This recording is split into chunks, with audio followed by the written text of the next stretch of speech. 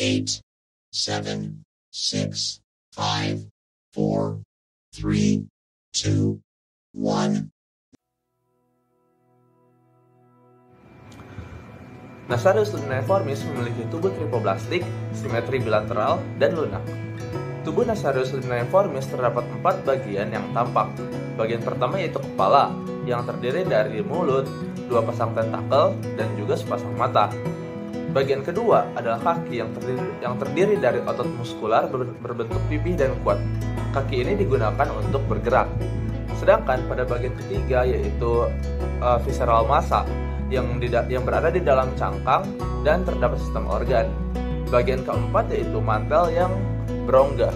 Pada bagian ini biasanya sistem pernafasan yaitu berupa insang pada Nasarius limnaeiformis yang hidup di daerah perairan. Nasarius limnaeiformis biasa hidup pada substrat berpasir.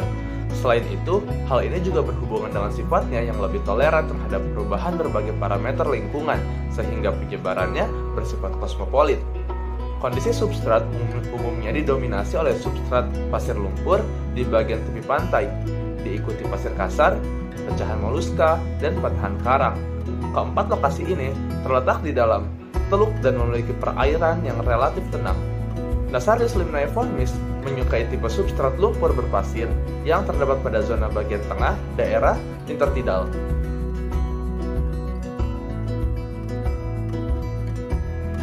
Bagi Nasarius limnaeiformis, bentuk adaptasi untuk menghindari peningkatan suhu yang ekstrim adalah dengan membenamkan diri ke dalam substrat atau berlindung di bawah rebahan daun lamun.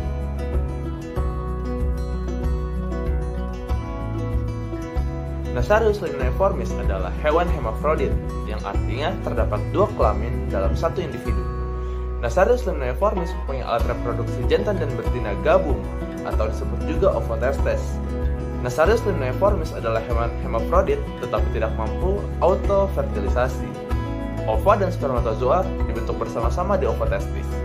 Ovotestis berupa kelenjar kecil berwarna putih kemerahan, terletak melekat di antara kelenjar pencernaan. Saluran yang terdapat pada ovotestis yaitu ductus hermaphroditicus, spermovidum, yang terdiri dari 2 saluran yaitu saluran telur dan saluran semen. Nasarius limnaeiformis juga memiliki nilai penting secara ekonomi karena cangkangnya dapat digunakan untuk berbagai hiasan yang mahal dan dagingnya juga sebagai sumber bahan makanan. Nasarius limnaeiformis dapat digunakan untuk membuat kerajinan seperti kalung dan aksesoris. Selain cangkang, dagingnya juga dimanfaatkan untuk memenuhi kebutuhan pangan karena memiliki nilai gizi yang tinggi.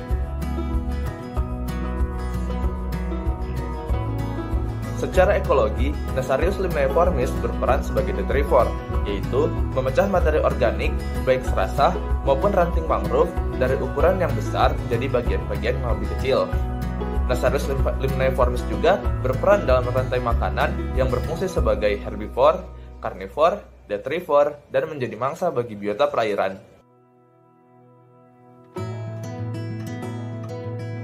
Nasarius limnaeiformis memiliki rendemen daging berkisar antara 9,14 sampai dengan 10,16%. Nasarius limnaeiformis mengandung sumber gizi yang kaya protein sebesar 12,16% dan sedikit lemak, yaitu 0,38%. Nasarius limnaeiformis memiliki senyawa alkaloid, steroid, flavonoid yang diduga berfungsi sebagai antioksidan. Rendemen ekstra kasar daging basah Nasarius limnaeiformis terbesar diperoleh dengan pelarut metanol, yaitu 3,18%, dengan aktivitas antioksidan tertinggi, yaitu memiliki IC50 sebesar 22,08 ppm.